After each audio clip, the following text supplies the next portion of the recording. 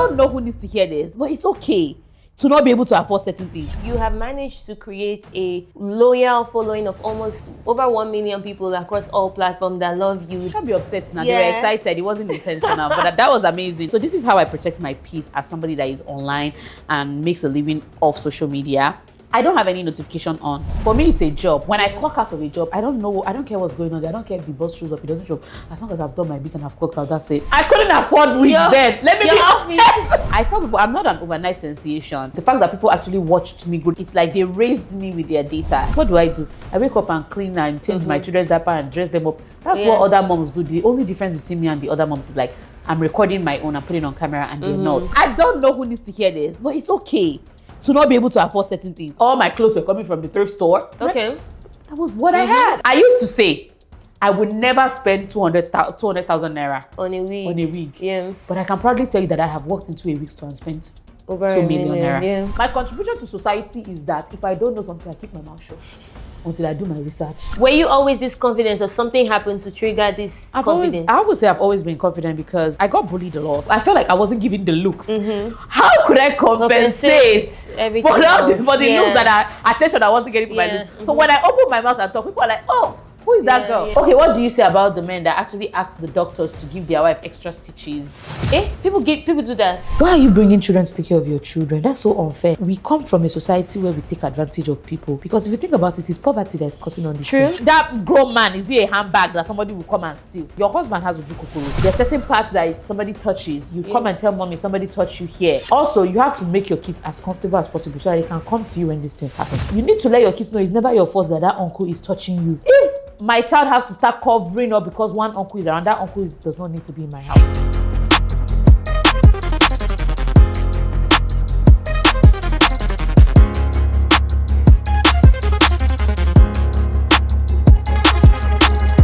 It's real and raw. If it's real, then you belong here. It's real and raw. Real and raw with Val Ojeah. Let it out. If it's real, then you belong here.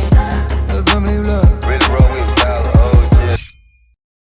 What's up, you guys? Real and Raw Squad. We're back again with another episode, and this time this is somebody you've already seen. At this point, I think I should put her name on the wall because she is becoming a regular. But I want you to join me in welcoming my girl, Coco. She is, you guys already know, political activist, brand strategist, content creator, wife, mom of twins. You do it all. Welcome, my love. Thank you. But first of all, why did you decide to wear green? I don't know. What is going on? Money, money, money. Yes, that was my intent. Money, money, money. Flourishing in this cute, we didn't plan it, you guys. It just happened. Like, we finished dressing up and we didn't even dress up in the same place. Exactly. And we're like, oh, why are we wearing green? So it's so telepathy. Crazy. I should have told you to change. You know how some people say, no, you wear green. But we can shine together, right? Okay. Before we start the episode, you know what it is. You know how we do it on this show. Leo keeps spoiling us. Leo. You know he's always spoiling us. Oh yeah, last time I was here, oh my god, he made me a drink for my own theme. So let's see what we have. What is going on? Hello, welcome back. Oh, hi, Leo. Thank you for something to match. Your energy is too much. What's Well, you give me this tropical vibe, mommy, all that good. Okay. I feel like I belong on like an island at the moment. I need to be somewhere, maybe Mexico or Aruba or something. You know what was this drinking? You are back. That actually I have a surprise for you. What's going on? I like this show. Call me next week. I will show up here. Call me in 2 weeks. I will come. Just from. Do you think right here? This one matches better your outfit. You hey. So I have options. You got options. You got. Thank you, Leo. This one is a tropical. Gives my you god! And the other one is a spread. So you I want to cry. Enjoy. It tastes so good. So this one is special for Coco. It is for Coco. It's matching because her she came beautiful twice. outfit. You know she's rocking today. Ooh. And we're happy to have her back. So ladies, enjoy. Thank you. Oh my God, Leo. Oh, thank you. Leo is doing too much, but we love it. Which kind too much? He's not doing too much. He appreciates you. He loves it. We love you. Thank you for coming. I love you guys, and I love being here. Thank you. It's always a good time when I come here. Invites me all the time. Please, when are we going to have food? Food? Soon no. Please invite somebody that will cook. If you cook, I'll come. What's this? Wow. Okay, let me know if you want my head on the platter. Oh, if you give me, I'll take it. Anyways, oh my God, this looks so good. This drinks looks amazing. Yeah, so next time when you're on the show, please put in your request for what foods you like. Do you remember that before you came, I asked you what food? What did you say? I actually did. I said nothing. You say you're I not don't really eating. eat that much. Okay, Yeah. thank you so much. So, yeah, you got me there. You got me there. Okay. Okay, so so excited to have you back on the show. I want us to dive into something different, you know, which is in your lane. I want us to talk about it. You have the question is what is not in my lane? Exactly. The way you said what and is in my lane. It's more in your lane. Okay, I'm excited. I don't. By the way, you guys, I have no idea what's about to go down. So this is all catching me by surprise. You're just here. Yes, I'm just here. Okay, so it's in your lane because you have managed to create a loyal following of almost over 1 million people across all platforms that love you, that sing. Went to Nigeria, they wanted to push me. They say it's not you we want to see. That was so funny. They even put Coco in your dress and you were not, not upset. You know, we had a show. Yeah. And like they were so excited. I can't be upset now. Yeah. They were excited. It wasn't intentional. But that was amazing. That was such an amazing. That was, would I say, not just amazing, but also like a very humbling experience, knowing that it's not just online. Even in person, like people have that energy towards me. Small town. Let me say what you normally say. Me self no small. No, but the context is not there. Yeah, so I'm not small now. I put in the work, so it's only expected that I get the results. Okay, I'm not small. So, but after garnering over 1 million people across all platforms, how do you feel? Does it feel overwhelming sometimes? How is it? It does. It can get very, very. Let me say. Overwhelming is the word, because imagine standing in front of 1 million people. Because my videos are not only doing like 100k, 200k in 48 hours. We're getting 1 million views. We're getting 500,000 views, and I like to imagine it like I'm standing in front of all those people. Do you feel overwhelmed? Do you drop your phone, or do you like? How do you feel? I do. I actually. Okay, so this is how I protect my peace as somebody that is online and makes a living off social media. I don't have any notification on. For any of my social media. So let's say you're texting me on Instagram, I'm not going to see it because unless I'm actively on the app and checking my DMs. If I'm not on the app and I've logged out, I treat my social media like work. For me, it's a job. When I clock out of a job, I don't care what's going on. I don't care if the boss shows up, it doesn't show up. As long as I've done my bit and I've clocked out, that's it. So that's how I treat my social media actually. I like to exit out and leave it at that. What would you say you did, or what do you think people love about you? Why do they love you that much? What's going on? I can't really answer for everybody, but I feel like over time I've heard it from different people, and they say it's the originality and being able to be relatable. The fact that people actually watched me grow. There's people on my social media that have known me before I met my husband. I'm gonna interrupt you now because data shows that most of you watching these episodes are not subscribed. Take a pause and subscribe. Okay, you've done it. Okay, let's get back to watching the episode. Before nursing school, before the days of when I was working at retail stores, I've been sharing my life on social media for a very, very long time.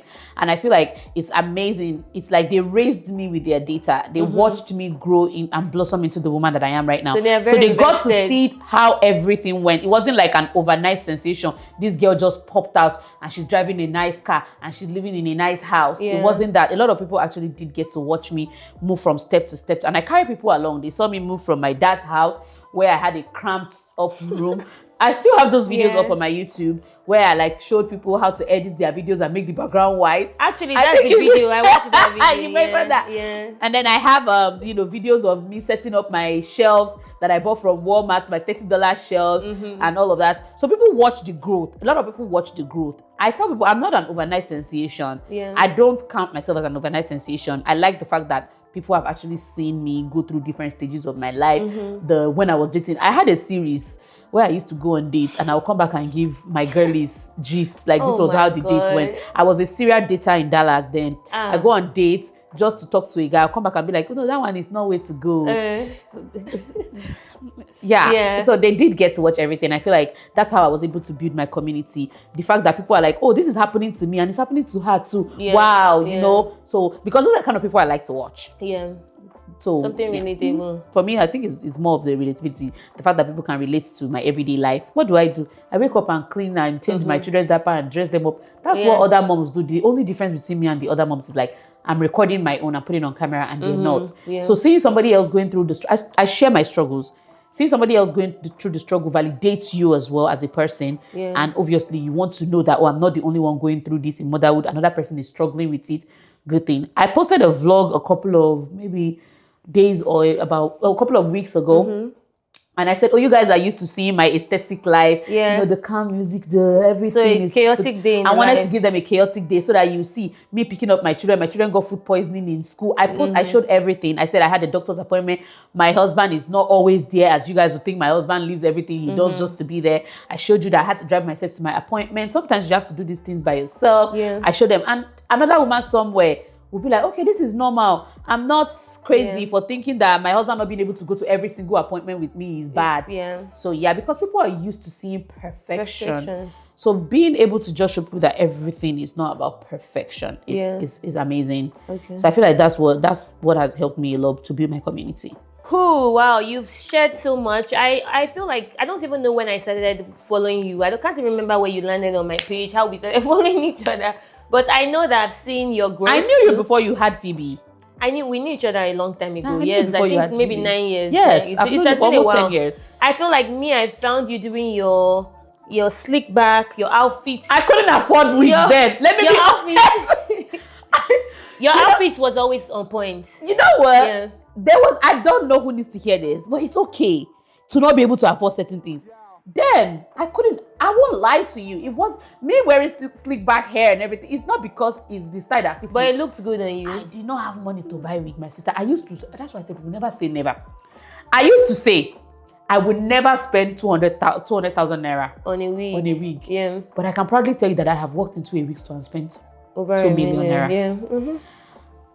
So that's why I never say never anymore. Yeah, I can't ever come here and come and tell people that I cannot carry my money to. You see how I always say birthing is not really a thing. Yeah. It's not because I'm just not a big fan of the bag. Yeah. But I will never say I will never buy it. If it comes down to it and I want it, I will end up buying it if I have the money just sitting there. So yeah, that time you know me, I'll be very honest with you. All my clothes were coming from the thrift store. Okay. That was what I had. Yeah. I was very content in it. Yeah. And that's why I tell you, it's And you really- made it work. And I told people I didn't have to hide it. Yeah. I didn't have to hide it as well. I have vlogs of me thrifting and all of that. And I tell people all the time then. So where does that confidence come from to just show up as you are? Because you know the funny thing, let me just give you your flower on that again. Are you taking all my flowers on this show? Okay, give me my flowers. I'll take it. I'll take it. Give me my flowers. I'll take it. So I feel like when I was telling you, which I'm not even really in the content space right now, but when I was telling you I wanted to post, you told me, I don't stress myself. I don't have to do makeup. I don't have to do that. I just show up as I am. Yeah. I just show up as I am. And based on you telling me that you just show up as you are, because I used to feel like, oh no, I have to look a certain way all the time. And that felt very stressful for me.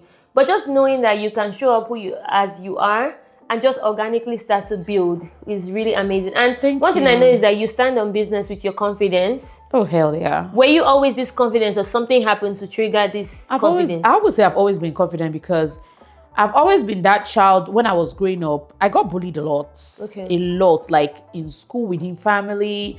And did you school here or you school? no, I schooled in Nigeria for the Okay. most part. I went to primary and secondary school. Yeah. I even started uni in Nigeria before I actually just dropped out and came here. And for me, I feel like that confidence it was a defense mechanism. That's what people don't realize. Me being confident was a defense mechanism because I feel like when people know that you are confident in yourself, They'll stand. my favorite quote ever that I grew up on is, once you know your flaws, nobody can use it against you. Okay. When I know my flaws, you can't use it. Okay, then if you say I'm fat, okay, I'm fat, I have a mirror, I can see it. That's not I don't So think you it's never an insult. internalized it at all? No, it's not an insult. to Ever? me. Never. Really? Even when I went to get my How is that surgery, possible? it was because I wanted to get the surgery, not Yeah, because not anybody because made of- me feel yeah. like it was when I was ready.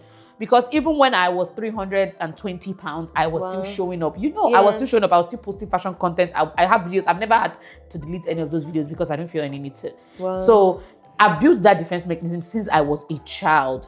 Amongst my friends growing up in maybe primary and secondary school, I was the last girl that any boy would look at. At some point in my life, I feel like Wow.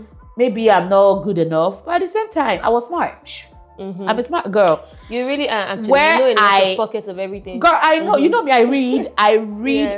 I do my research. Yeah. So one thing I did when I was growing up, my parents made me read newspapers. Like Wow. my mom would make me read the back of newspapers. And when I say read newspapers, I'm not reading the cartoon. I'm reading news articles, words. I had to know the meaning of big words. The first big word I ever learned was accomplice. Ask me how I know, and I will never forget it. It was because my mom bought me Student Companion, Volume 1, Volume 2, and Volume 3. The person that raised me is an academician. Like, she stands on business. Both of the people that raised me, because my actual biological parent did not raise me. My auntie and my uncle raised me. And they both graduated from Ife, and if you know, you know. So you had to know that in my house, you go from school, you come back home, lesson teacher is waiting for you. There was no break. I grew up in a house with huge fence. What is fun? The only way you have fun in my house is by reading. And when I say my Ugosi Ugo, front to back. I forgot about you remember Ugosi Ugo? Yeah. Front to back.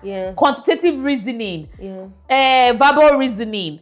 So when I tell people that I'm smart, it's not out of pride. It's because I know my onions. And my contribution to society is that if I don't know something, I keep my mouth shut until I do my research. I'm not going to come and make myself look stupid here. It's the truth. That's me. That's my contribution to society. If I don't know something, I shush. So when people see me and they're like, how do you know so much about politics? In America, you're getting to go to the White House, you're getting to go to the Supreme Court. Because I did my research and I placed myself there, and they found me and they're like, oh my God, this immigrant girl. I started talking about these things online, and somebody reached out to me, was like, oh my God, why are you so passionate about this? Like, I just enjoy it. I do. Because when people look at me, they think, a lot of people, when you first see me, think it's superficial. She cares about the bags, the shoes, the hairs. There's so many things I do. I started homeschooling my kids. You know, my kids never went, for the first 2 years of their life, my kids knew how to spell their name before they turned 18 months. Their first words was how to spell their name, because I homeschooled them. So for me, when it comes to intellect, I don't play. So it was because I felt like I wasn't giving the looks. How could I compensate for the looks that attention I wasn't getting for my looks? So when I opened my mouth and talk, people are like, oh, who is that girl? I was the girl on the debate team. Will go and represent my schools in debate. I was that girl. Because one thing about me, I will argue you down. So you do know how to so do for that. me, it was that's part of my confidence, knowing that I know my stuff, and you're not going to play on my intelligence. Okay. So I want to know 2 things. Let's start with the first thing. Do you ever feel pressured by social media to keep up with any appearances? At the beginning, yes. Okay. When I started getting traction and I started getting a lot of attention and views, I feel like, oh my God, what can I do next for them to not stop talking about me? And that's why I say social media is a drug. It can easily get roped up in it, and now you're making a fool of yourself. I've seen people come online, come and lie about having certain diseases just to get, attention. I've seen people lie about lifestyle. I've seen people go into debt. I see these things on a daily basis because I'm in the business. And I had to sit myself down and say, is this the life? So one thing I tell myself, Val, is I ask myself, will I still be living the life I'm living if there was no cameras in my face? I did. I asked myself that. I'm like, am I really buying this bag because I like it, or because I just want to come and show these people? But I figured out that I'll still be living the same life. My husband is still going to be working that job he's working, that is providing our lifestyle. I'm still going to be doing the things. I'm still going to be advocating if there's no camera. I advocate. There's a lot that's not even shown on camera. So at first, yes, that pressure was there. You want to keep people talking. But I noticed that it doesn't matter what I do. People have made me understand that even if I cough, they will watch it. So why do I need to clown myself online to keep people talking? No, it's just that I think it's because I built such a healthy community. Yes, that's it. I built such a healthy community. I've never had to play clown for my audience. They want to see me. When you say play clown, what does that mean? Let's break it down. There's a lot of people online that do certain things just for views. Okay. I've seen, do I need to bring a bib and we'll be taking a bath together and showing ourselves scrubbing each other or being intimate just to get people to talk. Okay. I feel like I don't have to do all of that. I've actually rejected a lot of brand deals. You know, I told you because they wanted me and my husband to do some things on camera, and I'm like, I'm not comfortable doing that. My husband has his day job and I'm not going to embarrass him like that because you don't know who is watching. These things will stay. I have children. My children will see this video later on. So for me, that matters a lot. What do you think about online bullying? Have you ever experienced it? What's the way to navigate it? Does it ever get to you? Have you experienced it? Let me ask you. I have. I mean, we're going to get there because that's why I said real and raw, because I want to get your take on it, obviously. Oh my God, but yes. I have recently, recently. Girl. Oh my God. You want to go first or you want me to go? You can go. Okay. Well, Yeah, so for me, I mean, obviously, you know the situation, but, and now you're leaving, we haven't talked about it privately, but, I just felt like, to me, honestly, it didn't really get to me. I don't, because I haven't experienced any form of, I've experienced bullying in secondary school, right? Because I went to boarding school. So I've experienced that one day. That's okay. I mean, it's not okay, but I've already dealt with that. But I knew, I'm not going to pretend, I knew that what I posted was going to trigger people. I knew that. Okay, so you were expecting it? I was expecting it. I knew that because I first of all posted it on trial reels. That's different. I already saw that and I knew that my friends and family were not seeing it, but I already told you the reason behind that and I still posted it. So I knew that I was going to I knew it was triggering. I know it's an anomaly to see, you know, an age gap relationship. But that's different to me. So I knew that it was coming. At least you knew it was coming. I did not know it would be in that You know what's crazy? Magnitude. A lot of times, the things that cause bullying for me is things that I didn't even expect people would bully me for. Yeah.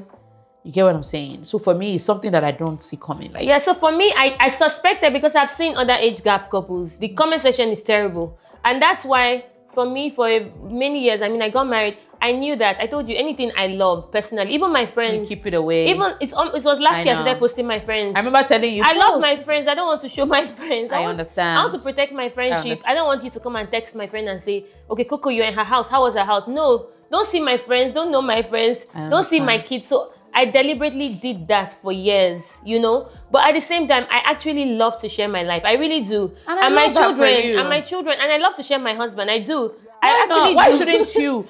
And I think this is what I say. And I think I've said this to you.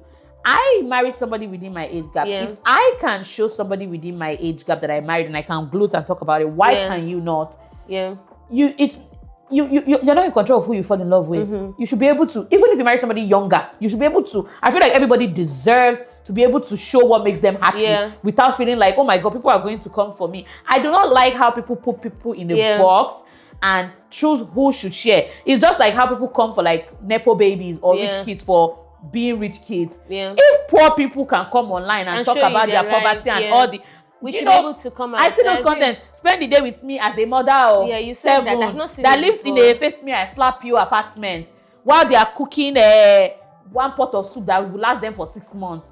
Wow, okay. That's the kind of content I see. A lot of those content and people are eating it up and people are like under the comments, if people can do that, if I'm comfortable, this is my reality. Why can I not? Feel, just to wrap up mine, so I feel like for me, I knew that because when I got married, before I even got married, I've Googled age gap relationship to see if it exists in the world. Okay. I've seen how terrible the people are. When I got married, I did not ask any friend. You know how you say, that was what I was telling you, it depends. How you say I'm getting married, I did not call one person to tell them I'm getting married. You're not my first friend that would do that. It wasn't my own thing. It's not like I don't want to let them know. I didn't want any opinions. Do you understand? Because I know what I want. You know what's crazy? I have an exact friend that exactly what you just said. She did not. I found out she was pregnant when she posted on Instagram her court wedding, and me and her were together like a week before. And when I finally got to speak with her, because I was mad. Yeah, I was mad. Because I feel like we're so close. I thought you were going to tell me. Yeah. But at the end of the day, when she explained herself, I kind of understood it. She was like, I just do not want an outside opinion that will mess up my thinking. Thought process. Yes. So yeah, because for me, I got married. Nobody knew. Nobody knew I got married when I got married. So for me, nobody knew I was dating. Nobody knew. They knew I was posting rings, Sha, because the ring was nice. I was posting. No, my story. They must see the ring. If you don't show them, how would they know? I posted the ring. A lot of people did not know about. They've never seen my wedding pictures. They saw my ring. But everybody that worked on my wedding signed a non-disclosure. You know, if you pay $50,000, so everybody signed it, and that was good to go. So there was no wedding picture anywhere. So my own thing is, I was protecting my peace while I navigate because I was young. I need to figure out what I'm doing, right? And now that I want to post it, I'm posting what I want to post. I mean, there's a situation behind it, but regardless, I still now I want to post. Even without a situation, I don't think you should feel any type of way. This is your life. You've been in it for what? Almost 10 years. 10 years. So I think for me, I knew that it was going to come, but I did not think. I was happy. I was hoping that they would attack me because I don't care. I'm also, my husband is not online. He does my Instagram. My Instagram is actually on his phone. Because when I met my husband all the time, and he's even a man in my age group. So trust me, I know what you're talking about. So when I saw the negative comments, I felt bad because I just felt like he did not deserve that because he's not even on this app. He doesn't even know what is happening. I'm not trying to offend anybody, but in their defense, they don't know that your husband is not online. Yeah, so he's not there, and then some of them try to come for my kids, and I feel like kids are off limits, trying to say my kids are unfortunate. Like, it was just bad. So that got to me. I deleted the comment, but I'm just curious to know what your most... Well, if you think it's triggering for you don't have to. No. But what's your most horrific This is my experience job. with these I people? talk about it. And how do you even navigate it? Because I felt like I ended up losing character. I feel like people that know me, they know me to be quiet, soft-spoken. I don't do anything. I just sit down and smile. I was so angry. There was a period I was using curse words. I was like, go to hell. I can understand. I can understand because people can take care of character. I was not understanding. I was like, okay, should I not respond? Should I delete it? I deleted. I've never blocked. I think I had like 5 people on my block list. I have like 400 people right now. I did not know what to do. I asked my friend, please log in from the UK. She logged in for me. She was blocking and deleting. God. I was like, wait, what is going on? But I wasn't going to delete it. No. I'm not going to delete it. I'm going to leave in my... And it's funny because it actually feels like a coming out. I was like, I called my friend in Sweden. I said, is this how you felt when you came out? She's a lesbian. Oh. Did you feel free? I feel free, baby. So for me... so what is the worst you've dealt with? I've dealt with a lot. I've been on social media for quite a while. I know, you said so. So I can't even tell you exactly, but at first, when I started blowing up, like I said, I was 320 pounds. And people felt like my husband was with me either for money or something. Ooh. Something along that line. You get what I'm saying? They're like, oh, he doesn't love you. Yeah, because money must be involved. Or yeah. he's only with you for papers. Because why is a good-looking young man people are crazy with a woman that is 320 pounds? And I'm having to tell people that you need to understand I was not this weight. Because Nabila dealt with that too. Yes. Yeah. I was like, I was not this weight. I have PCOS. I went through twin pregnancy. I gave birth to my twins. I had to quit school for a while. So much happened within that time. I had birth control. So much. Oh, that birth control. Yeah, go look at my videos of when we were dating. I was big. I've always been a bigger girl. Yeah. But I wasn't that big until I had my kids. And you're not going to shame me. Look, every time I see my kids, I will go back to that weight 1,001 times and everything. The man that married, do you know this thing you said about getting out of character? You got to a point I made a video. The video is still on my page. It went viral, not only on TikTok, but even on Twitter. They went on Twitter. I said, okay, if you think that the man that is sleeping with me, the man that is putting my legs up at night is not complaining. He has never had a problem having access. So why are you worried? On the internet, you're worried. Yeah. The person that is sleeping with me is not worried. He's never met. I've never had any conversation with my husband. Even when I told my husband I wanted to get a gastric sleeve, he was like, it's not necessary, right? You don't have to. Loves it the way. He's like, you don't have to. But he asked me, is that what you want? I said, yes. And he supported. Girl, he supported me in every single way. I was even like, don't worry, I'll pay for my gastric sleeve so that it's not extra expenses on you. He's like, don't worry. Yeah. He paid for my ticket. I paid for some other things. And then he decided to gift me the tickets to go to Turkey and get my surgery done. He wanted to come with me. I said, no, just stay home with the kids. He was worried about me the entire time. So it's so crazy that people do not know what goes on. And I feel like people feel like, as we're Black women, a lot of people feel like we don't deserve love and everything has to be attached to money. Yeah. It's funny because some people came and they said that they will say you're a nurse. They say, yeah, she's a nurse practitioner, but that's a cover. How's it a cover? It's so funny. When I started, that was the narrative. When I started, but I actually don't mind. I don't mind because why would you marry for poverty? Thank you. I have a video. I don't mind being. I have that tagline. People say it's like every time. Why would you marry? I don't mind being. If you think I married for, it's okay. I married for money. You go and marry for poverty. Do you understand? So I actually don't mind the gold digger tag. I could care less. But you know me, I'm a proud gold digger. But I've always said that. I'm happy to dig. I posted a post from 9 years ago that I made. I was like 22 or 21. I had no business talking about a man that cannot take care of you, should not be in your life. Yeah. But I was like, I said it on my story. I was like, I have been a gold digger. I know Coco has known who she is from day one. Yeah. That's something about me. I know the kind of life I wanted. The thing is that these men we're talking about, they're high value men. You think they are very foolish. They don't know that they're coming for substance too. There has to be some substance. No, I think people think we're trophy wives. There's substance somewhere. People think we're trophy wives and all we do is wake up every day and just come online and just be like, there's substance. We have nothing to offer. There's substance because I can be relaxing because we can be relaxing and I'm here doing, anyway, I want to do the show. I have 2 shows. I'm doing all these things. I don't have to do it. So why am I even You're even being humble. I don't have to do anything. My husband has told me that all I have to do is exist in this life. Wow. I'm a first daughter all I have done my entire life is put Take care of everybody first and people. take care of people. Yeah. Finally found somebody that wants to take care of me. You say I should not enjoy it. Yeah. Why? I'm going to that. My sister, please. When the man said, when I finished nursing school, and he's like, if you don't want to practice, you don't have to. Yeah. Just exit. What business do you want? What do you want to do? Luckily, social media came along and it started making me good money. And my husband was like, okay. good. Yeah. Everything fell in place. And I've never had to worry about nothing. Yeah. But I always tell people, with or without social media, I'm still going to be comfortable. Yeah. I'm still going to live in my luxury life. Yeah. May we continue to live in it. Amen. May we do a better tomorrow. How do they say it? Amen. But I tell people all the time, it's not everybody that is doing all these things for show. Let me give you a quick scenario. Okay. My gender review, I went to Dior for my gender review, and I posted my husband when we went to Dior, and somebody felt the need to comment and say, isn't your husband like a risk analyst? How is he making all this money on a risk analyst, or does he have multiple jobs? You know what I say? I say, you even got it wrong. My husband is selling mango in Zamfara. He's not even a risk analyst. Yeah. I don't know where you got that from. Because why do you think you know everything about us and our finances and everything? And for you to not only think it, but to also write it under my comment. But you know one thing that I always stand on? They never use their real accounts. When these people That's one thing I noticed. I had no idea that there were so many fake accounts until this experience. Oh, you'll be surprised. People I'll jump click, from one I'll account. just see 0 posts, 143 private, and they're all private. There were times I wanted to curse them out. So I want to know, how do you stay in character? Or do you always stay in character? Do you sometimes come back? Me, I don't stay in character. Oh. Fine girl day or bad day. You know, everybody that knows me, I'm Gemini. I know that a lot of people don't believe in it, but I'm Gemini. I can be sweet and sour. Fine girl day or bad day. I will never go for anybody unprovoked. You will never hear anybody say, oh, she attacked somebody just like that. Yeah. I will tell you, if somebody tells you I've been rude to them, it's either they cross my boundaries or they've done something to me. Yeah. So you have to choose what part of me you want. Do you want the demure? Because I can be all of that. I can be a sweet, soft babe that is so soft spoken. Oh my God. Hi, chocolate drops. Yeah. Spend the day with me. Let's go shopping. Let's go get our nails done.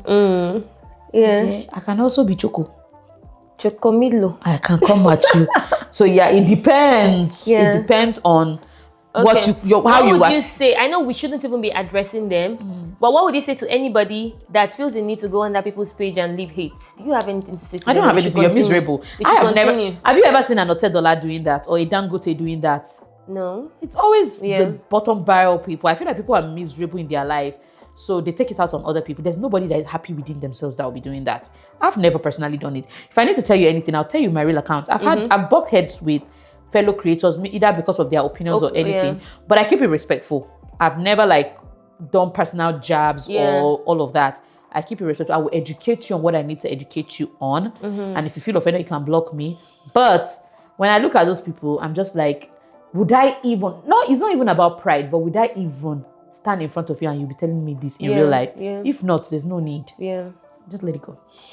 If you were to start over today in terms of your brand, do you think you're going to be able to rebuild your brand with the same level of success? Absolutely. So you think you have it all figured out? Absolutely. Ooh. I will. Girl, I can build this brand. If this falls apart, I know I can build it again and again and again and again. You need to put the sister on. I'm serious. Okay. And that's the power of community. They will come looking for you. If you build a healthy community, they will come looking for you.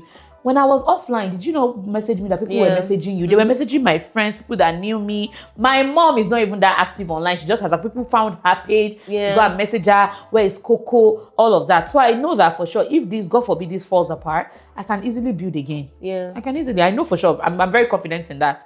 And I don't even have to do anything. Still do the same thing I'm doing. And that's why I don't attach too much sentiment to my social media and everything, because at the end of the day, social media, I can close up tomorrow. Yeah. It's not forever. So when all of this goes away, what do you do? Yeah. So that's what I ask myself every day. Wow, that's lovely. I want to know, do you ever feel like some people make friends with you based on what they can get? Not get materially. Maybe they want exposure. You know now, you already told me that some people are faking illnesses. Clout is the thing, right? So if they feel like they can get some exposure, do you ever feel like people do that? People can tend to do that, but that's the thing. And are you able how to do you decipher? separate? How do you know? You don't know people's true intentions. For me, the more my platform grows, the more guarded I am to who I let into my circle, because I don't know your intentions. So you have to prove to me that your intentions are pure before I can bring you into my circle. Most of the friends I have You knew are them people I've known before my big break or whatever. So now anybody that is coming, it takes a lot, and that's why I feel bad, because I know that there's people that genuinely just want to be friends. But then how do you? I need to see. How do you differentiate? I need the to real see, from yes. the I need to see. I need you to show me, like, why should I trust you and let you into my circle? Yeah. How do I know that you're not just coming here to come and fish for information? Maybe you are suspecting something to say, oh, let me go and be friends with her to see whether that her lifestyle is real. Yeah. Whether that her... Somebody actually commented on my post after the house tour. You saw it was on your page. Oh yes, it's They true. were like, what if she's a house help? Oh yes, that I is saw just that. fronting the house because her bosses are not around. And I was like, that person has a wild imagination too. But you know that it has happened in real life. For someone to A solicitor came to knock on my door. I Oh. opened the door and the solicitor was like, please, I would love to speak with the homeowner. And I was like, I'm the homeowner. Oh, okay, no, that has happened to me because The person like, you you feel own you're this young. house? Yeah. Mhm, I that said, has yes, I own the house. Any problem? He's like, I don't mean to be disrespectful, but I wouldn't have thought you would own something like this. Is Yeah. it because I'm black? Is it because I'm a young woman? Why do you think that? Yeah. I was curious, but I didn't decide. I just let it go. So yeah. Yeah. Whew, okay, I'm curious to know. This social media topic is good, but I want to know, how do you decide what you want to post and what don't you want to post? How do you decide if you want to share your kids? I know you're pregnant, you kept it a little bit from the internet. Mm-hmm. How do you decide when you want to share, what you want to share? I just choose what I'm comfortable Yeah. with. How do you decide? For me, honestly, that's why I'm asking you, because you have been in the game. Because me, I delete. I've told you now. I'll post. If and I'll there's go anything back that you feel and like I'll if you delete. post and people come for you and you delete it, please don't post it. Don't even No, post it. at first it's not for coming for me. No, I'm saying Whatever they came for me is only this age gap. no, that's stuff. what I'm saying. Okay. Like, if you ever look at So- your post and you're like, oh my God, I don't think, if you have doubts about it, don't post it. So I didn't have doubts. Me deleting is because my kids, I told you now, sometimes I feel like kids should be, I love my kids and I spend most of my time with my kids. So I just feel like we have so much to share and I just enjoy those moments, and those are my real moments. And there's people And that so I enjoy share it. seeing that. And So I share always it. think about that when you are posting. And so do you know the funny thing? For me specifically, when I post my kids, I lose followers. I actually do. People on my platform, they don't like children. And it's funny, yes, I lose followers anytime I post my kids. But I love, so if I was posting for that, I won't post my kids. Anytime I post my kids, I think they follow for whatever. I think maybe they followed me before, maybe nothing. I don't know what they follow me for, but That's when I crazy. post, I promise you, when I post my kids, I lose followers once I post my kids. That's but I crazy. love posting my kids so much. And so I told you one time when I went to Nigeria in 2021, I went there secretly. I didn't tell anybody.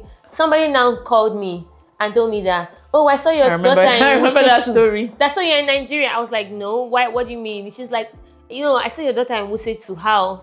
She said, I saw Phoebe. I saw Phoebe. Then she sends me the picture. Hey! So apparently those people in that drop-off place, they allowed her, she told them that she's my friend. She took a selfie with my daughter. That's so scary. I went and deleted all my kids' picture because I was like, this is not okay. They shouldn't be able to identify your Your child child. online. So that's what I'm saying. I've never had a backlash, but just being scared that why. That's why you have Do to you be very understand? careful the kind of information you put You put. out. You have to be very... I watch my videos. I told you guys, I Yeah. watch my videos over and over and over again. And I'm like, is this too much information? I Is don't this not put too no, much? I don't put too much. I get what just you're their saying. face, just for someone to even identify your child. But guess what? You But can't you always can't- hide them yeah, because you you can't. on the street, somebody will see you. They know you're your child already. I understand, but with social media, you now 1 million. So I understand it's difficult. So that's what I'm saying. It's very And difficult. my thing is, my kids, no matter what, even if I put them on social media, they're still safer They're with still- me than than- anything because they're always with me. You know why that happened was because she dropped off the child At that school, kids' and place, those yes. places they are incompetent. So that's not you didn't Yeah. do anything wrong. That's on them. Yeah. Those people are to be blamed. To be honest, this is You the didn't first. do anything wrong. Don't ever think Yeah. that oh my God, it's because I posted my child. That's why the person whatever. That was how I whatever. felt. So to me, this is the first 2025 is the first year that I've not deleted my pictures. That's good. I used to go. I'm proud of your I'll go and growth. remove, but now I'm like, okay, no, my kids are fine. This. I'm proud of your So, but growth. normally I don't put. I'll like, okay, I'll put it on story to disappear. But even the story itself, they'll still know the face.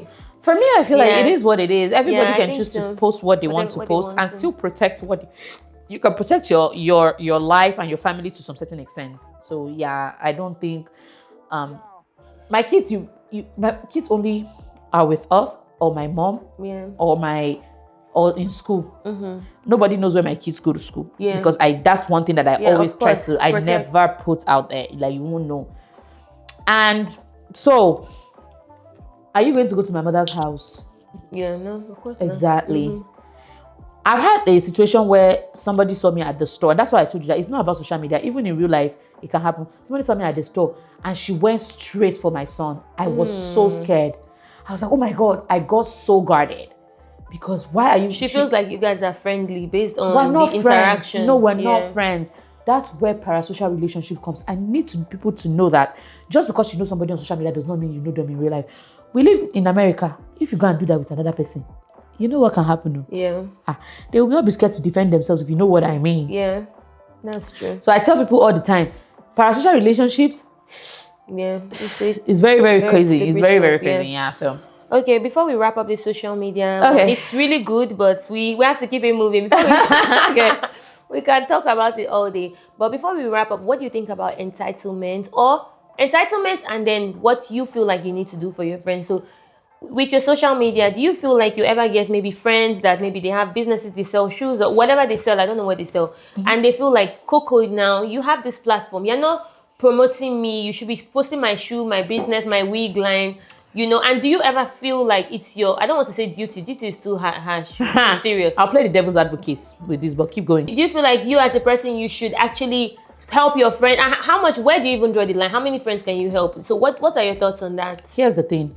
You have to understand that you are building a brand as much as I am a brand as well. I tell people all the time. Yeah. It's a brand. You are my friend. You are selling shoes and bags. How many times have you posted my vlogs? You need to understand that the vlog is what is bringing visibility, right? So are they supporting? Yes, you? because, and I'll be very honest with you, my biggest supporters are not even my friends. Oh, I'll say something about that when you My biggest supporters are not my friends. Yeah. So I'm not one of those people that get mad. Oh, my friends are not supporting me. I'm not expecting support. Yeah. Because I have so trained my mind. People that support me the most are like people that I don't even know. Strangers support me more than people that I know. I know a lot of my friends that don't even watch my vlogs or whatever, and that's fine. Maybe it's not their thing. It's okay. But don't expect that you did not sow. You want to come and reap. Yeah. Since the day I started this social media thing, you've never for once say, let me even click the reshare button. Yeah. Let's even say not even on my daily vlogs. Maybe adverts that you know that I'm getting paid for. Yeah. You don't. I notice that people here. I noticed there's somebody that I know. She's never helped me repost my stuff. Even my adverts. Even when it's, because adverts will have to disclose that it's advert, and you know it. You know that it's advert. You've never. But then when you post your own ads, you will come into my DM and tell me that, oh please, I posted an ad. It's not doing good. Can you help me repost? I have my friend, oh my God, I'm going to mention her because she's amazing. Z, my friend Zena, she lives here in Houston as well. Okay. Z is one of my friends that I even run a lot of my work. Sometimes before the videos even hit the internet, she sees it. Yeah. And if she knows that it's an ad or whatever, even my personal outfit post, Z will repost. Sure. Z is that one friend that reposts all her friends. Yeah. I'm even so sad that she's not getting the visibility that she should be getting because she is so supportive. Wow. But there are some other people that you don't see them. They rarely ever support you. But then every time, please, this is an advert. It's not doing well on my page. Can you help me repost it? Yeah. But carry yourself out of my So I know this, so ads have to do well or what? They've already paid you now, right? Or how does it work? Or if not, they won't renew? No, they will pay you, but you know, as you want it to do good. Yeah, you want, like I say, it's a job for me. So I'm not all about as long as they pay me my money. Yeah, I know you pour into your I love to pour into my videos. I love, even with my adverts, most of my adverts, you won't even know it's adverts. Yeah. Because the way I integrate it into my daily life. Also, I'm very strict when it comes to my adverts because integrity matters a lot to me. Yeah. So I tell my brand that I work with, like, let me try out this product. If I like it, I'm going to, just because you're paying me, no matter how good the money is, if I don't like it, I don't think I'm going to take it because that's me being dishonest.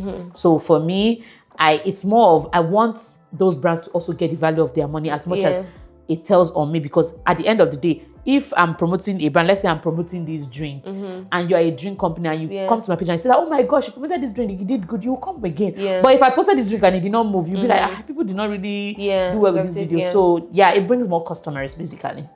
One thing I remember though, when I was trying to, last year I think, I told you, I was like, I can't remember what I did. I know that the takeaway you told me is like, don't care about people. Yeah. If they are supporting or they're not supporting. But I still feel like with human behavior, it's still It's hard. How did you say It's hard, but yeah, you have to learn to train yourself. Okay, it's fine. You have to understand. That's why I said you don't expect too much from people, Yeah. and you don't put anything past anybody. Okay, People are I'm different. curious to know. I Okay. know you. Why have you not done a master class? I know you don't believe that you're not sure. You don't have to sell anything. Number one, But leave. first of all, no, I'm serious because people will want your course on even social media on growth. Should we be expecting something like this coming up? Maybe I can't Because really I promise. think a lot of people would benefit from it because I you know, know. even navigating social media itself, the back end of it, the front end, the editing, the this one, because you've told us you're a one-man mopo and you do it all and you do it flawlessly. For me, I think it's a lot of time. I'll say it's laziness. Okay. Like I say, when I'm bored, I come up with ideas. Yeah. And then So should I hold you accountable? please don't hold me accountable. I have so much going on. Okay, I'm afterwards now. I'm growing a human. Afterwards, Maybe yeah. later in the year you can call me out. okay. My friends actually hold me accountable. Like my cookbook, I've been working on it for almost 2 years. Yeah. I just put it aside. I worked on it actively. Every time I get on a flight, there was a time I was traveling back to back. I'll get on the flight. I'm writing my recipes. Yeah. I even have pictures. I printed my own personal pictures as a mock. Yeah, to and see, the pictures are good. I saw. yeah, mock to see how everything is going to go, all of that. I have publishers and everything, and it just got to a point. I'm like, you know what? Why would I even write a cookbook when people can easily go online and find these recipes? Yeah. So a lot of times for me, apart from laziness and also You overthink. I overthink and I have Yeah. imposter syndrome. Like that's the main reason why I always tell you I'm never gonna do a meet and greet. If somebody organizes an event and they invite me there, Yeah. I can show up and make an appearance. Yeah. But I don't think personally, Yeah. because I feel like, oh my God, what if people don't show up? I will feel so horrible. But with the whole Motherland event we had in December, The people showed up. people showed up. The It's people crazy. showed up. They showed up. So Yeah. it's a lot of what ifs for me. I think Yeah. that's my biggest issue, and I need to work on that because people think that I'm all that confident and whatever, but you guys will be shocked. You'll be very surprised. Anyway, if we do Motherland again this time, we'll have to try. I know you're here, but there will be we'll come back. We'll come back to it. So we Don't know you're a invite mommy. me. No, not then. Now, what do you mean? Don't invite me? Don't invite me to Nigeria No, anytime not soon. Nigeria. Why not? Why? What's your problem with going to I Nigeria? don't have a problem. I just don't want to go through all that stress anymore. Yeah, anytime Nigeria soon. was stressful. It was a lot of stress for We us. both were in Nigeria at the same time. It was stressful. We cried one time together, and I'm sure you cried solo. I cried so much. And I cried on the phone alone. She called me and said, "No, that was a I was lot." like, Val, what's you going okay? on? Who is it? I had my police. Will I call it police brutality? Police Oh my whatever God. experience. And then I had my horrible hospital experience as well. So It was a lot. It was a It was- lot. But Nigeria was a home, lot. home is still home. We have to make it it work. is. No, I'll go home again, Yeah, but home it's is just still I don't think I'm ready for that anytime soon. Anytime soon. Yeah. Okay. I well, want to be in a better you mental support spirit. from far. Of course, why Of not? course. So I know you're a mom. Okay. And I know you became a mom. You know, in your 20s, right? Mm-hmm. First time. I want you to talk about some things that they didn't tell you that you did not expect about being a Hey, mom. That it just came to you and you were like, "What is going on?" Are you ready? We can do this together. Okay. Want to start or you want me to start? Start, please, because I feel like you became a mom I got earlier in your 20s than I 20 did. 23. I had- 23, I you had see? baby on my 23rd birthday. Really? Oh, yeah, that's your Yeah, birthday. yeah. 4 Well- a.m. I still remember. Oh, I had the kids around 4 a.m. too. Same. I had the kids around. So for me, Okay. I will let you go, but I want to say, for me, I had my kids around my 25, 26. Yeah. So for me, I feel like I still matured a little. So I did not mature. My frontal lobe kind of developed more than More your than own did. So you go first and let us know your experience first. So things that I wish I knew. Is it things that I wish I knew or things that shocked me? Which one? All of Anyone? it. Oh, let's hear all of it. Hey, I feel like, okay, for me, that episiotomy, that tear, that was a lot. I can't relate. I had a C-section.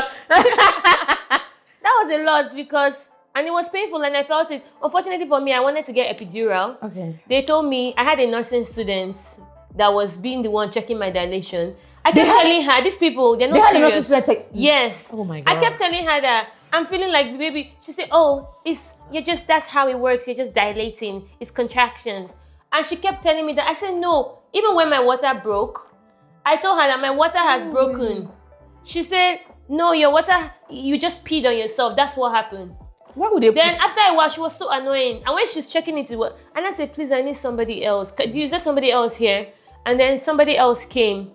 And they told me, And I know you only allowed that because you were probably in nursing school as well. You just finished nursing school. I hadn't even gone You hadn't even gone to nursing Yeah, school? I went to nursing school when Phoebe, I started nursing school when Phoebe was 6 months old. Oh really? Yeah. I wasn't even. Wow. I had Jindu in nursing school. Oh wow. Yeah. So my husband, they brought somebody else, and when she came and checked, guess what? You're 10 cm dilated. We have to push you. I said no. I need my epidural. They said no. You're already 10 cm. Centimeters. I was like, I'm not going to be able to push this baby. Oh my god. So it was a lot. It was very traumatizing for me. Oh my god. The tear, the pushing, and then another thing that annoyed the hell out of me. They were telling me, try not to push. Hold it. Guess what? Because remember, the nursing student was checking the dilation, telling them that she's 3 cm, she's 4 cm. They were telling the doctor that I'm 3 cm. The doctor was still in her. You know how you have a hospital? Yes. She was nowhere close by. Oh god. So by the time they told her, she was rushing down from her other where she Hey. was. And they were telling me, imagine you being pregnant and somebody, you're in the labor ward, they're telling you, try to hold it. How can you hold it? I was trying. When I feel, they now tell me, take deep breaths, puff, you know. And then oh my god. And then finally I did not hold it. I just pushed. The way I pushed with force. The baby just plumped out. But then baby was kind of stuck. She had new cord times 2, so the cord was wrapped by her neck 3 times. No, times 3. So it was a lot. They had to tear. They had to cut. It was a lot going on. So afterwards, I now found out that a family member. This is a lot. Yeah. Afterwards, I found out that a family member who had given birth in that hospital, they actually didn't find that baby. But they later found the baby. But you know that kind of scare?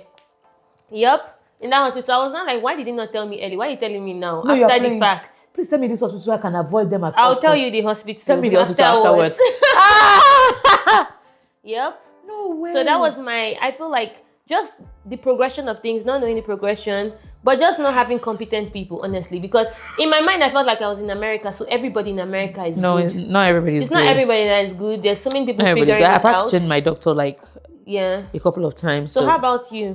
So for me, my birthing experience, it was a little traumatic as well. You know, I've talked about it with you guys. I told you guys my epidural failed, which I know that it's something that can happen with any surgery.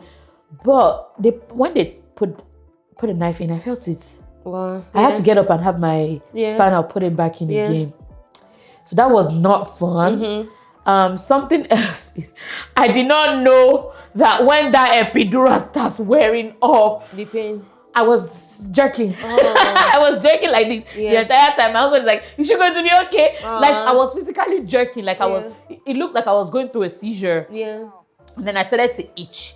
I itched for over 48 hours. And when I say itch, I was itching my body to understand that I started it started getting bloody. Wow. And they said that was part of the epidural wearing off. So for me, start to finish, that's why I told you that not everybody in America is actually professional. Yeah. Because when I was in the ward and they were preparing me to go for my C-section, obviously because I had twins, I had to get a C-section. The doctor came in and read my consent, and after they were done, I was happy. I was like, oh, finally, I'm going to have these babies. I wouldn't have to go through all of this. After they kept me in labor, even though they know I was going to have a C-section, the doctor that was going to do my C-section was not around. Wow. So they kept me there for almost 18 hours, just going through all this pain for nothing. They said they were watching the baby and everything, the babies and everything. And then when the doctor finally came and read me my consent form, when he was done, he was like, oh, sorry, wrong room. Wow. So that was not my consent form. That was not my doctor. He read me somebody else's consent. I was like, oh, I'm sorry, wrong room. And then he left. And then they left me there again. That's so that was the beginning of my woes. Yeah. It was during COVID. So they said my husband could not be in the room when I got my spinal epidural. He had to be outside, which was very scary. Because I wanted my husband to be the one holding me while I was, you know how they scoot you over. Yeah. I was thinking my husband was going to be, I had to hold on to a pillow and there was a nurse in front of me and it was scary because I didn't know that. all Same this. thing. Same happened to me with Jindu because it was C-section. So I didn't know all these people and I wanted my husband to be in the room. That's your safe space. Yes, that was the only person I felt safe with at that moment and he wasn't there, which was crazy for me. And after that they thought everything was good. They poked me. They're like, oh, can you feel anything? I was like, no. And then they wanted to start the surgery and I felt it. And they were like, oh, it didn't sit well in your spine. It moved. So we got up again. I had a whole bloody pillow because they had to tuck everything and hold it tight and band it so that I won't lose too much blood, all of that. Wow. I decided to donate my placentas because I had 2 placentas. I decided to donate my placenta for stem cells to Cancer Institute or whatever. That's nice. And I felt like they were hounding me because I just had my C-section. And I understand that it's procedure, but They were calling me while I was trying to I was itching. I was going through all this withdrawal from my epidural, and then you guys are here hounding me, wanting me to answer all these questions. Yeah. After that, girl, I had a lot of problem in the hospital. I had a lot of problem. After that, it was almost time for us to go home. Yeah. The hospital that we're supposed to, the pediatric hospital, refused to answer our call. Yeah. For almost 4 hours extra, they didn't answer our call. So they were not going to discharge us until we found a pediatrician for the twins. I told them, just let me be going. I will find You'll find one. They say no. Yeah. They are not going anywhere. They held on to my children, took my children to the nursery and took them away from me. And said because maybe I can run away. Yeah. It was a lot too. It was a lot. Nobody prepared me for the birthing experience, because on TV you see all these flowers and roses and all these women that just had a baby in the room and everything looks so cute. No, I did not look like none of those women when I had my twins. I looked nothing like that. So this time around, I'm trying to look like that. I told my husband to order some sunglasses So for far, me. you're looking good. And some wine glass so I can take some very, very aesthetic hospital photos. I told him to invite somebody to come and decorate my hospital room, because I would love to have that. This is my last baby, so I'm going to do all of that. Hopefully, my process goes well, because I'm trying to have a VBAC too. So that's lovely. I want fingers crossed. Fingers crossed. We'll see how it is. You'll come back. You tell us this After I have the baby, I'll come back and tell you guys how it went. I want us to do a little PSA. I know we're chilling, but I want us to be serious. This is for the men. Oh. Information reaching me is that some of you are disturbing your wives for sex less than 2 weeks after delivery. 2 weeks. This is a serious issue. I have proof. I have text messages. I have DMs, because I had to ask. Why am I even acting shocked? They are asking, and the ladies are giving it to them and complaining afterwards. Why are you giving? Because they're feeling like they can't say no. Oh God. So this man, if you're a man that your wife has gone through, put her life at risk to bring a baby to this world for you, and the thing that comes to your mind is your own sexual desire, I don't know, are you okay? Are you okay? I just want to know. Even during pregnancy, it was so hard for us to be intimate, because my husband, because I had HG, I had hyperemesis. Yeah. Me that was not eating, I was so thin, I was so sick. My husband, like, if I go and touch you and you go and die. What will I tell people? Yeah. So I can't imagine. After delivery. 2 weeks. So what do we say to these men that are requesting for sexual intercourse? 2 weeks. 2 weeks, 3 weeks. Because they You're tell still you bleeding. They tell you that at least it should be 6 weeks minimum. Yes, at least 6 weeks. At least 6 weeks. Not And that remember, 6 people weeks have you are not fully tears. healed. That's Me, what I had tears. Exactly. And after the tear, imagine somebody hounding very you painful. down. So that's a lot. Okay, what do you say about the men that actually ask the doctors to give their wife extra stitches? People do that. Hell yeah, I've not heard that. To make it I've actually been in a labor room. Okay, no, that's a lot. Why? I've been in a labor room where the spouse was telling the doctor to give her extra stitch for down there to be a little tighter. I don't know what to say to that. People are going through a lot. Oh, people are going through a lot. Yeah. People are going through it. They are. Anyway, please leave that woman alone. It doesn't even make sense. You should do better. You should be hands-on with the kids. You should be nesting and ready. The woman is going through a lot. If she's ready, hormonal changes, body changes, the pain with breastfeeding. Yes. It's a lot of psychological There's change. so much going on in that moment. Misha, if I'm a person and you come to me, I just believe I have pepper body. I believe you hate me, and it's going to be aura for aura. No, I have pepper body. Why? From pregnancy to when I had the twins was when we had the most fights. Yeah. That that newborn stage, we were fighting a lot. Yeah. I can't imagine somebody. I'm angry because my breast is not producing enough milk for me to feed my children. I'm here stressed out. I had a postpartum fever. You know that fever that some people have after they have kids. My feet got swollen. There was a day I was like physically shaky, but I was hot. They had to cover me up. Now tell me with all that, you now come and rub me in the night and say, "Oh yeah, madam, come and do what?" Yeah. I can't. Don't let me say the things I can't do to you. Don't let me say it. So please, men, abstain, refrain, contain yourself, and just figure out. Do you think any man that actually like their wife will even? No, I think they may like their wife. They just have that desire. Some people have that problem. High libido. Now, waiting people they find with that high libido. But if you really like that woman genuinely, but they feel like you wouldn't want to see. They feel her like maybe you guys say women are discomfort. resilient. That's what you guys are posting. Not Not you to guys. that extent. So, but they feel like women are resilient. So hey God, my body is even uncomfortable. So for me, that's a thinking big about that. thing. It's a no. It's a big no. And ladies, you need to prioritize yourself. and then some of them will get pregnant like 2 months after having baby. I've seen that. Some of them is deliberate, which is fine. That's left to you. Even but this age gap I have, my sister, I feel like it's so early. Ooh, okay. Well, so I'm just curious to know. Let's touch a little bit about men supporting their wives. Okay. Because we've already talked about it, that it's hard in the streets. Mm-hmm. How are these men showing up? Because some people are literally burnt out completely, and that's because they are doing it all by themselves. Especially I think we're Africans, and people believe that once a man is providing, he doesn't have to do anything else. As long as he's a sole provider, that's all he needs to do. And I don't think that's true. Mm-hmm. One of the conversations I had when I was dating my husband is like, look, we're not going to live like our parents did back in the days where you are just working. I want the kids to know you as well. The kids to be able to grow up. And me growing up, I can't tell you that, me and my father, we used to go and hunt for stuff. Yeah. Or my dad used to take us to. I used to be jealous when I watch movies and I see all these kids who be like, oh my God, when I was 3, my dad, when I used to have daddy-daughter dances. And I want that for my children. Yeah. So we actively are working on it. Like, we're coming up with activities where Abib can do with them. He's very hands-on with them. In the mornings, he does breakfast while I do taking care. Like, I dress them up while he preps their breakfast. They go downstairs, they see him. They always see him in the morning before they leave the house every single day.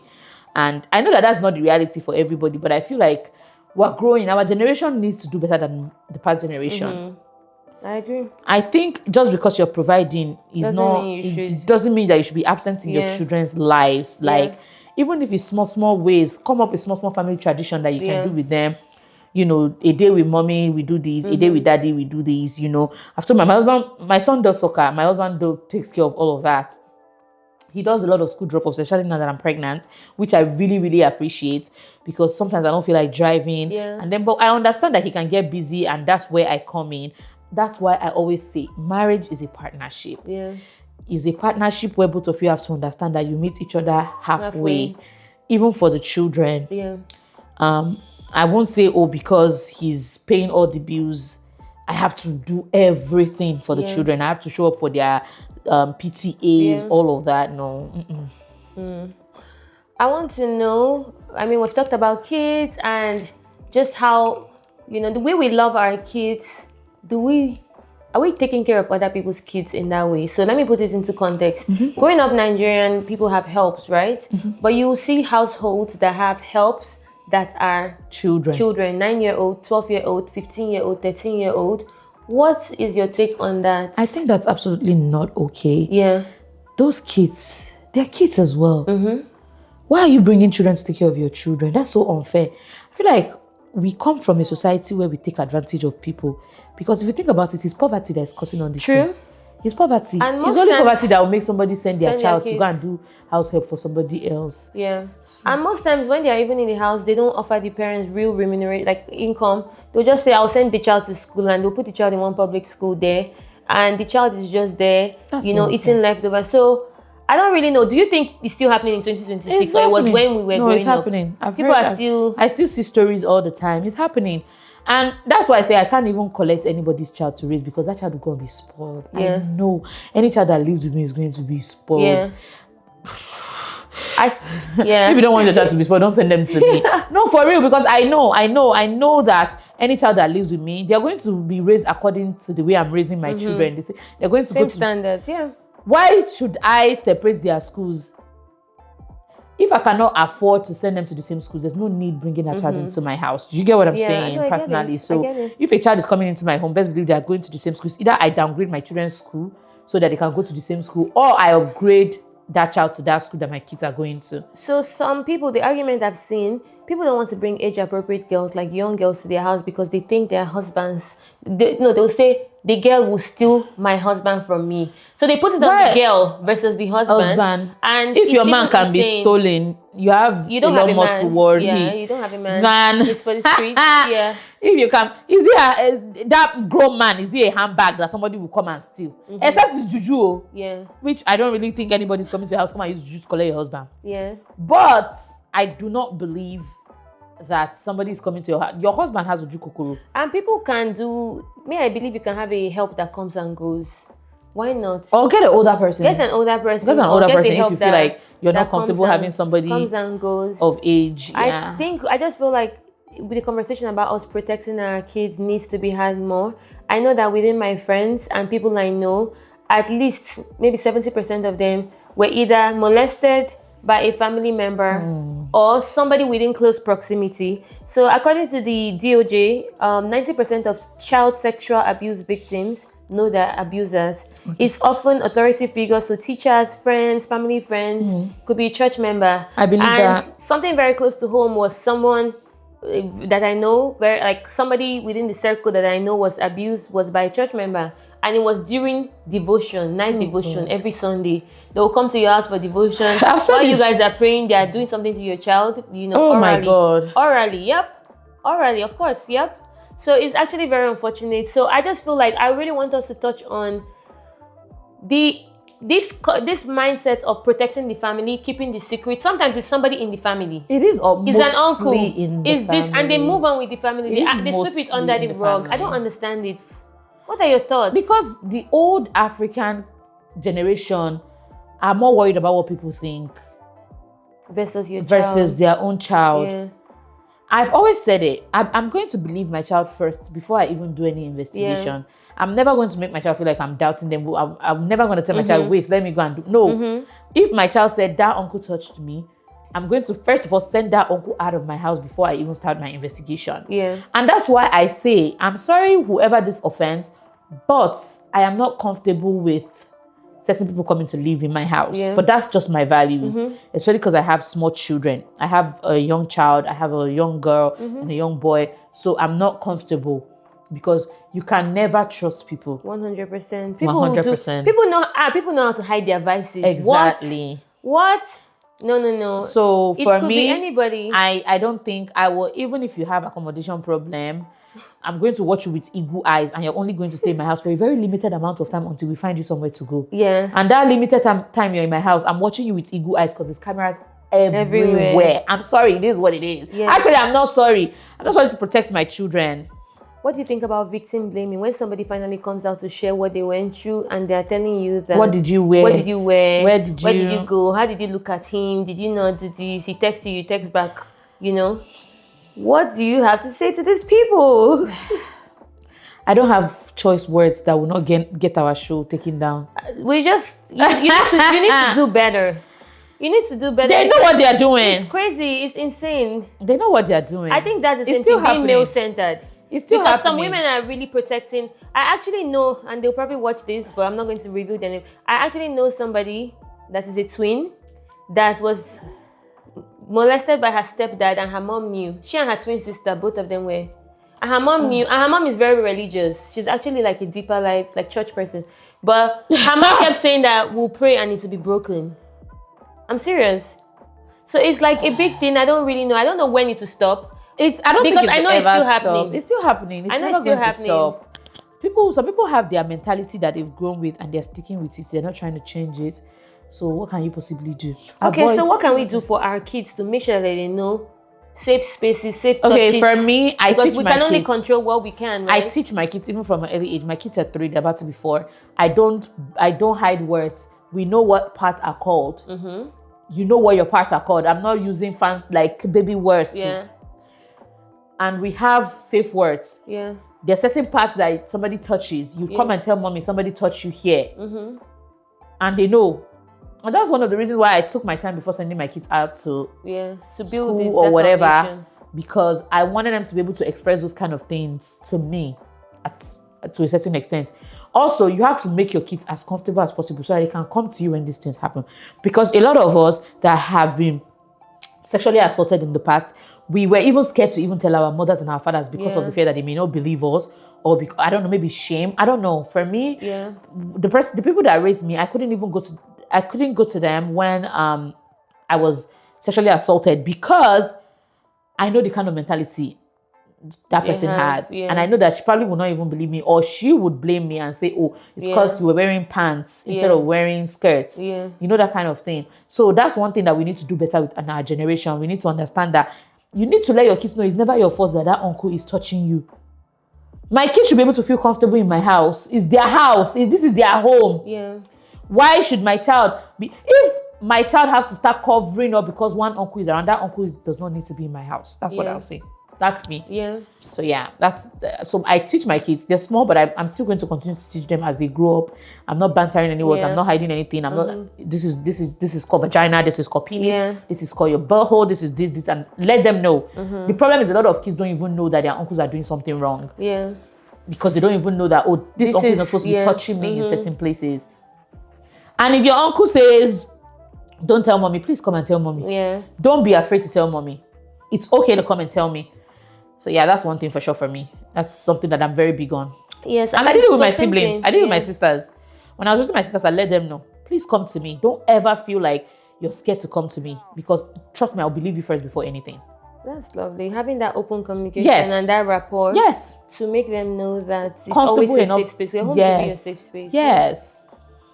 Okay. Oh, we touched a lot, Coco. We have a lot more to go, but unfortunately, they're telling me that the time is up. So, thank you so much for being here. This has been amazing. We love it. Guys, if you've been watching, don't forget to subscribe. If you're watching on Apple Podcasts, don't forget to give us a 5-star review. Leave comments down below. Interact with people. Share your experiences. I know that we've touched on a lot, and some of the things are a bit touchy, but we need to start normalizing these conversations. We can't make a change if we're still sweeping and hiding these conversations under the rug. I was so delighted to be joined by my lovely friend, Miss Coco. And I still remain your host, Val Ojeah. Until next time. Bye guys.